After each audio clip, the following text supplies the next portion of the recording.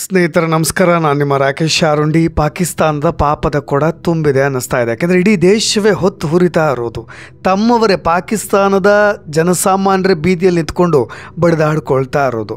ಭಾರತದ ಎದುರು ಭಿಕ್ಷೆ ಬೇಡುವ ಪರಿಸ್ಥಿತಿಗೆ ಪಾಕ್ ಬಂದೇ ಬರುತ್ತೆ ಅನ್ನೋ ರಾಜಕೀಯ ವಿಶ್ಲೇಷಕರ ಭವಿಷ್ಯದ ಮಾತುಗಳು ಸತ್ಯವಾಗೋ ಕಾಲ ತುಂಬ ದೂರವೇನಿಲ್ಲ.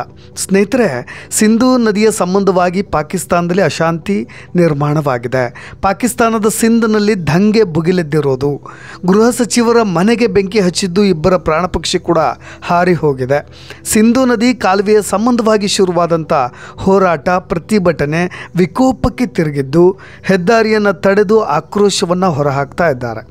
ಈ ಎಲ್ಲ ದುರ್ಘಟನೆಗಳಿಗೆ ಕಾರಣವಾಗಿದ್ದು ಪಾಕಿಸ್ತಾನದ ರಾಷ್ಟ್ರೀಯತಾವಾದಿ ಗುಂಪಿನ ಕಾರ್ಯಕರ್ತರು ಹಾಗೂ ಪಾಕಿಸ್ತಾನಿ ಪೊಲೀಸರ ನಡುವಿನ ಘರ್ಷಣೆಯಿಂದಾಗಿ, ಇದೇ ಸಿಂಧೂ ನದಿಯ ಜಲ ವಿವಾದದಿಂದಾಗಿ. ಆಪರೇಷನ್ ಸಿಂಧೂರ್ ನಂತರ ಮತ್ತೊಂದು ಯುದ್ಧಕ್ಕೆ ಇದು ದಾರಿ ಮಾಡಿಕೊಡೋ ಸಾಧ್ಯತೆಗಳು ಕಾಣಸಿಗ್ತಾ ಇರೋದು. ಈಗಾಗಲೇ ಭಾರತ ಗಡಿಯಲ್ಲಿ ಭದ್ರತೆ ಹೆಚ್ಚಿಸಲಿಕ್ಕೆ ಮುಂದಾಗಿದೆ. ಭಾರತ ಆಂತರಿಕವಾಗಿ ಹೆಚ್ಚು ಸುರಕ್ಷತೆ ಕಾಪಾಡಿಕೊಳ್ಳುವಲ್ಲಿ ಯೋಚಿಸ್ತಾ ಇದೆ. ಸ್ನೇಹಿತರೆ, ಏನಿದು ಸಿಂಧೂ ನದಿ ಕಾಲುವೆ ವಿವಾದ? ಆಫ್ಘನ್ ಕೂಡ ಪಾಕ್ ವಿರುದ್ಧ ತಿರುಗಿ ಬಿದ್ದಿದ್ದು ಯಾಕೆ? ನೀರಿಗಾಗಿ ಹಾಹಾಕಾರ ಎದ್ದಿರೋ ಪಾಕ್ನಲ್ಲಿ ಸದ್ಯ ಏನಾಗ್ತಾ ಇದೆ? ಈ ಹೋರಾಟದ ಮೂಲ ತಿರುಳೇನು ಅನ್ನೋ ಅಪ್ಡೇಟ್ಸ್ಗಳನ್ನು ತಿಳಿಯೋಣ. ಮಂಗಳವಾರ ಸ್ನೇಹಿತರೆ, ಪಾಕಿಸ್ತಾನದ ನೌಶೆವ್ರೋ ಫಿರೋಜ್ ಜಿಲ್ಲೆಯ ಮೋರೋ ತಾಲೂಕಿನಲ್ಲಿ ರಾಷ್ಟ್ರೀಯವಾದಿ ಬಣದ ಹೋರಾಟಗಾರರು ನೇರವಾಗಿ ಪಾಕ್ ಸಚಿವರ ಮನೆಗಳಿಗೆ ನುಗ್ಗಿಬಿಟ್ರು. ಸಿಂಧ್ ಪ್ರಾಂತ್ಯದ ಗೃಹ ಸಚಿವರಾಗಿದ್ದಂಥ ಹಸನ್ ಲಂಜಾರ್ ಅವರ ಮನೆ ಹೊತ್ತಿ ಹುರಿದು ಹೋಗಿಬಿಡ್ತು. ಅವರ ಮನೆಗೆ ಬೆಂಕಿಯ ಕೆನ್ನಾಲಿಗೆ ಹೊತ್ಕೊಳ್ತು. ಹಲವಾರು ಜನರಿಗೆ ಗಂಭೀರ ಗಾಯಗಳಾದವು. ಇಬ್ಬರು ಪ್ರತಿಭಟನಾಕಾರರೇ ತಮ್ಮ ಪ್ರಾಣವನ್ನು ಕಳೆದುಕೊಳ್ಬೇಕಾದಂಥ ಪರಿಸ್ಥಿತಿ ನಿರ್ಮಾಣವಾಯಿತು. ಅವರ ಆಕ್ರೋಶ ಎಷ್ಟಿತ್ತು ಅಂದರೆ, ಇದೇ ಗೃಹ ಸಚಿವರ ಮನೆಗೆ ಪ್ರತಿಭಟನಾಕಾರರು ನುಗ್ಗಿದಾಗ ಆ ಕೊಠಡಿಯಲ್ಲಿದ್ದಂಥ ಎಲ್ಲ ವಸ್ತುಗಳನ್ನು ಧ್ವಂಸ ಮಾಡಿದ್ರು. ಆ ಮನೆಯಲ್ಲಿದ್ದಂಥ ಎಲ್ಲ ವಸ್ತುಗಳಿಗೂ ಬೆಂಕಿಯ ಕೆನ್ನಾಲಿಗೆಯ ಕಿಡಿಯನ್ನು ಹಚ್ಚಿಬಿಟ್ರು. ಜೊತೆಗೆ ಆ ಮನೆ ಚಾವಣಿ ಮೇಲಿಂದ ಅವ್ರ ಮನೆಯಲ್ಲಿದ್ದಂಥ ಎಲ್ಲ ಪೀಠೋಪಕರಣಗಳು, AC ಎಲ್ಲವನ್ನೂ ಕೂಡ ಎಸೆದು ಹೊರಗೆ ಬಿಸಾಕಿಬಿಟ್ರು. ಇಡೀ ಮನೆ ಉರಿದು ಹೋಗಿಬಿಡ್ತು. ಪ್ರತೀಕಾರವಾಗಿ ಪ್ರತಿಭಟನಾಕಾರರು ಹಲವಾರು ಟ್ರಕ್ಗಳನ್ನು ಲೂಟಿ ಮಾಡಿದ್ರು. ತೈಲ ಟ್ಯಾಂಕರ್ಗಳು ಸೇರಿದಂತೆ ಕನಿಷ್ಠ 3 ವಾಹನಗಳಿಗೆ ಬೆಂಕಿ ಹಚ್ಚಿಬಿಟ್ರು. ಒಬ್ಬ ಅಧಿಕಾರಿಯನ್ನು, ಇದೇ ಪಾಕಿಸ್ತಾನದ ಪೊಲೀಸ್ ಅಧಿಕಾರಿಯನ್ನು ಚಿಕಿತ್ಸೆ ಪಡೀಲಿಕ್ಕೆ ಅಂತ ಹೋದಾಗ ಸರ್ಕಾರಿ ಆಸ್ಪತ್ರೆಯಿಂದ ಆತನನ್ನು ಎತ್ಕೊಂಡು ಬಂದು ಹೊರಗೆ ಬಿಸಾಕಿಬಿಟ್ರು. ಸರ್ಕಾರದ ಗೋದಾಮಿಗೆ ಹೋಗ್ತಾ ಇದ್ದಂಥ ಯೂರಿಯಾ ಟ್ರಕ್ಕನ್ನು ನಿಲ್ಲಿಸಿ ಆ ಯೂರಿಯಾ ಚೀಲಗಳನ್ನು ಜನಸಾಮಾನ್ಯರೆಲ್ಲರೂ ಕೂಡ ಲೂಟಿ ಮಾಡಿಬಿಟ್ರು. ಎಲ್ಲ ರೈತರು ಕೂಡ ಟ್ರಕ್ನಲ್ಲಿದ್ದಂಥ ಯೂರಿಯಾ ಚೀಲಗಳನ್ನು ಹೊತ್ಕೊಂಡು ಹೋಗಿಬಿಟ್ರು. ಸ್ನೇಹಿತರೆ, ಸದ್ಯ ಈ ಭುಗಿಲೆದ್ದಿರೋ ವಿವಾದ ಏನು ಅನ್ನೋದನ್ನ ಹೇಳಿಬಿಡ್ತೇನೆ.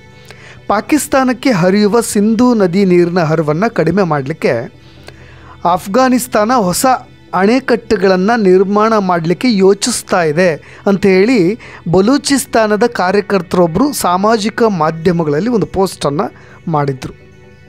ಈ ಕುರಿತಾಗಿ ಪಹಲ್ಗಾಮ್ ದಾಳಿಯ ನಂತರ ಭಾರತ ಕೂಡ ಒಂದು ಕಡೆ ಮಾಸ್ಟರ್ ಪ್ಲ್ಯಾನ್ ಮಾಡ್ತಾ ಇದೆ. ಯಾಕೆಂದರೆ ಭಾರತ ತತ್ಕ್ಷಣಕ್ಕೆ ಸಿಂಧೂ ನದಿಯ ನೀರನ್ನು ನಿಲ್ಲಿಸಲಿಕ್ಕೆ ಸಾಧ್ಯವೇ ಇಲ್ಲ.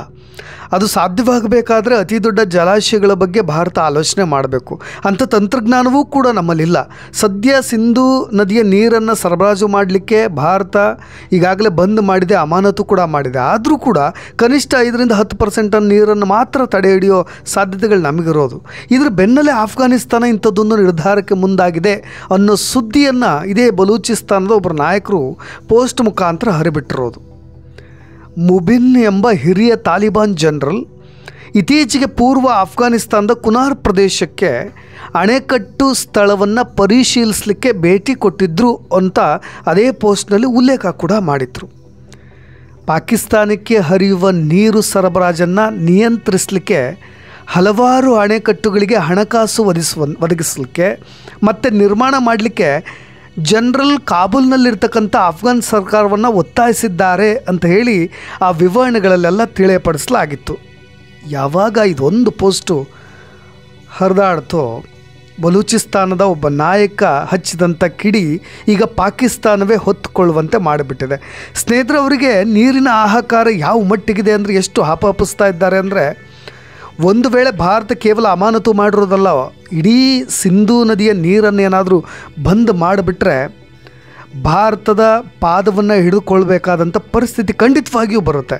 ಸ್ನೇಹಿತರೆ, ಸಿಂಧ್ನ ಸ್ಥಳೀಯರು ಈ ಯೋಜನೆಯು ತಮ್ಮ ಕೃಷಿ ಭೂಮಿ ಮತ್ತು ನೀರಿನ ಮೂಲಗಳಿಗೆ ದೊಡ್ಡ ಅಪಾಯವನ್ನುಂಟು ಮಾಡುತ್ತೆ ಅಂತೇಳಿ ಈಗಾಗಲೇ ಆತಂಕಗೊಂಡು ಬಿಟ್ಟಿದ್ದಾರೆ. ಒಂದು ವೇಳೆ ಅಫ್ಘಾನಿಸ್ತಾನ ಈ ರೀತಿಯಾದಂಥ ನಿರ್ಧಾರವನ್ನು ತೆಗೆದುಕೊಂಡ್ರೆ ನಮ್ಮ ಕೃಷಿ ಭೂಮಿಗೆ, ಇಲ್ಲಿರ್ತಕ್ಕಂಥ ನೀರಿನ ಮೂಲಗಳಿಗೆ ದೊಡ್ಡ ಹೊಡೆತ ಬೀಳುತ್ತೆ ಅಂತ ಅವ್ರಿಗೆ ಗೊತ್ತು.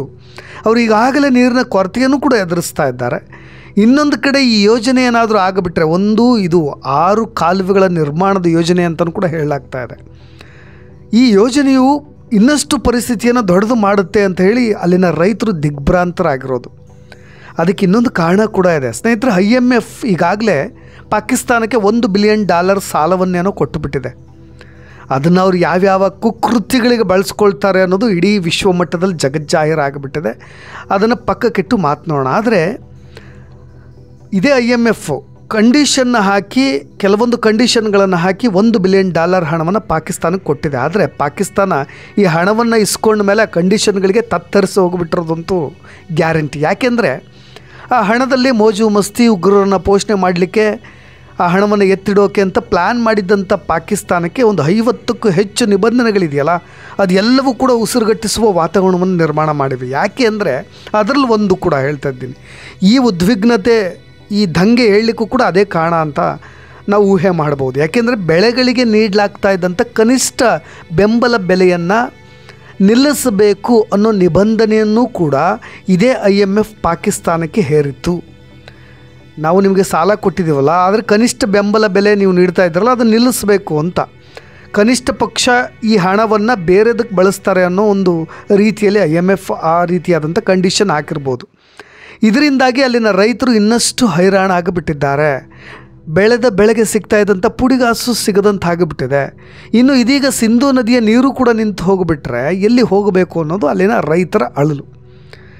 ಆಫ್ಘನ್ ಆಗೊಂದು ವೇಳೆ ಇದೇ ಸಿಂಧೂ ನದಿಯ ನೀರನ್ನು ಬಳಸ್ಕೊಳ್ಳಿಕ್ಕೆ ಜಲಾಶಯದ ನಿರ್ಮಾಣಕ್ಕೆ ಮುಂದಾದರೆ ಅದು ಸ್ವಾಗತಾರ್ಹ ಅಂತ ಅನಿಸುತ್ತೆ. ಯಾಕೆಂದರೆ ಪಾಕಿಸ್ತಾನ ನಮ್ಮ ವೈರು ರಾಷ್ಟ್ರ, ಶತ್ರು ರಾಷ್ಟ್ರ. ಅದಕ್ಕೋಸ್ಕರವಾಗಾದರೂ ಕೂಡ ಇದು ಅಂತಾರಾಷ್ಟ್ರೀಯ ಪರಿಣಾಮಗಳನ್ನು ಕೂಡ ಬೀರ್ಬೋದು. ಯಾಕೆಂದರೆ ಸಿಂಧೂ ನದಿಯನ್ನು ಭಾರತ ಮತ್ತು ಪಾಕಿಸ್ತಾನಗಳು ಸಿಂಧೂ ಜಲ ಒಪ್ಪಂದದ ಅಡಿಯಲ್ಲಿ ಹಂಚಿಕೊಂಡಿರೋದು.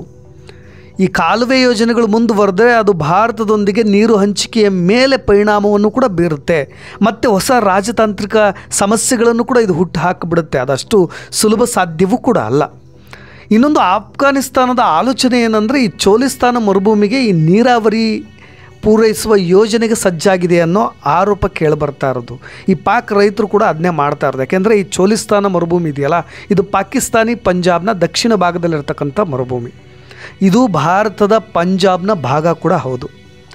ಈ ಪಾಕಿಸ್ತಾನದ ಚೋಲಿಸ್ತಾನ್ನ ಮರುಭೂಮಿ ಪ್ರದೇಶ ಹೇಗಿದೆ ಅಂದರೆ ಭಾಳಷ್ಟು ಶಾಖ ಮತ್ತು ಯಾವಾಗಲೂ ಕೂಡ ನೀರಿನ ಕೊರತೆ. ಅಲ್ಲಿರ್ತಕ್ಕಂಥ ಜಾನುವಾರುಗಳು ಕೂಡ ನೀರಿನ ಸಮಸ್ಯೆಯಿಂದಾಗೆ ಸಾವನ್ನಪ್ತಾ ಇರುತ್ತೆ. ಅಲ್ಲಿನ ಜಾನುವಾರುಗಳು, ಆ ಜಾನುವಾರುಗಳನ್ನು ಸಾಕ್ತಕ್ಕಂಥ ಕುರುಬರು ನೀರಿನ ಕೊರತೆ ಪ್ರದೇಶಗಳಿಂದ ವಲಸೆ ಹೋಗಲಿಕ್ಕೆ ಸ್ಟಾರ್ಟ್ ಮಾಡಿಬಿಟ್ಟಿದ್ದಾರೆ. ಅಲ್ಲಿರ್ತಕ್ಕಂಥ ಈ ಟೋಬಾ ಸಲೆಮ್ಸಾರ್ ಮತ್ತು ಈ ಟೋಬಾ ನವಕಹು ಅನ್ನೋ ಪ್ರದೇಶಗಳಿದೆಯಲ್ಲ, ಅದು ಅತ್ಯಂತ ಕೆಟ್ಟ ಪರಿಣಾಮ ಬೀರುವ ಪ್ರದೇಶಗಳು ಅಂತ ಹೇಳ್ಬೋದು. ಹಾಗಾಗಿ ನೀರಿನ ಕೊರತೆಯಿಂದಾಗಿ ಸಮಸ್ಯೆಗಳನ್ನು ಎದುರಿಸ್ತಾನೆ ಇರ್ತಾರೆ. ಹಾಗಾಗಿಯೇ ಈ ಥರದೊಂದು ಯೋಜನೆಗೆ ಮುಂದಾಗಿರ್ಬೋದು ಆಫ್ಘಾನಿಸ್ತಾನ ಅನ್ನೋ ಮಾತುಗಳು ಕೇಳಿಬರ್ತಾ ಇರೋದು. ಸ್ನೇಹಿತರೆ, ಈ ಬೆಳವಣಿಗೆಯಿಂದ ಸಿಂಧೂ ನದಿ ಪಾಕಿಸ್ತಾನಕ್ಕೆ ಎಷ್ಟು ಅನಿವಾರ್ಯವಾಗಿದೆ ಅನ್ನೋದು ಗೊತ್ತಾಗ್ತಾ ಇದೆ. ಕಾದು ನೋಡೋಣ ಏನೆಲ್ಲ ಆಗಬಹುದು ಅಂತ ಇದೆ. ಏಕೆಂದರೆ ಈ ಥರದೊಂದು ಬೆಳವಣಿಗೆಗಳಾದಾಗ, ಇಡೀ ಪಾಕಿಸ್ತಾನ ಹೊತ್ತು ಹುರಿದಾಗ, ಅಲ್ಲಿನ ಗೃಹ ಸಚಿವರ ಮನೆಗಳಿಗೆ ಬೆಂಕಿ ಬಿದ್ದಾಗ ಭಾರತ ಮತ್ತು ಆಫ್ಘಾನಿಸ್ತಾನ ಯಾವ ರೀತಿ ರಿಯಾಕ್ಟ್ ಮಾಡುತ್ತೆ ಅನ್ನೋದನ್ನು ಕೂಡ ನಾವು ಕಾದು ನೋಡಬೇಕಾಗತ್ತೆ. ಇನ್ನಷ್ಟು ಅಪ್ಡೇಟ್ಸ್ಗಳೊಂದಿಗೆ ಮತ್ತೆ ಬರ್ತೀನಿ. ನಾನು ರಾಕೇಶ್ ಆರುಂಡಿ. ಧನ್ಯವಾದ.